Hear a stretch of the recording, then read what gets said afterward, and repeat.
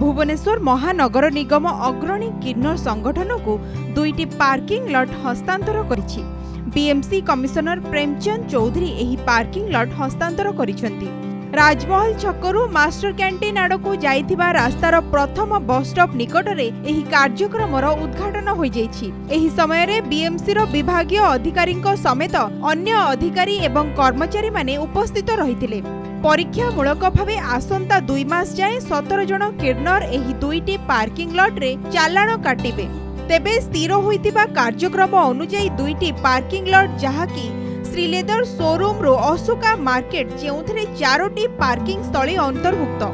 सेगुड़िक हैला खादिम शोरूम सामना श्रीलेदर शोरूम सामना पर्यंत off street parking, hotel royal mid town रो RJ palace off street parking, Ashok market रो city residency off street parking, royal mid town सामना रो Narayan Ayurved Bhawan showroom Ashok Nagar off street parking. सेहीपरि द्वितीय पार्किंग लॉटटी हेला मास्टर कैंटीन छक ठारू श्रिया छक पर्यंत।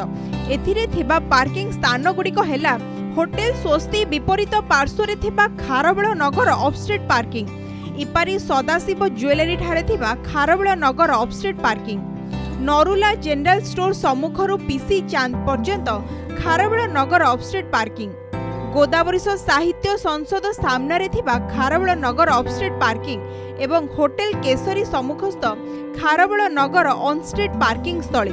प्रथम पार्किंग लॉट पे मासिक देय 2,23,000 टंका एवं द्वितीय पार्किंग लॉट पे मासिक 1,46,099 टंका रहिछि।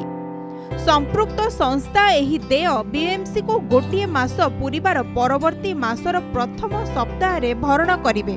तेबे ए नै चार्ट मध्ये प्रस्तुत होईछि।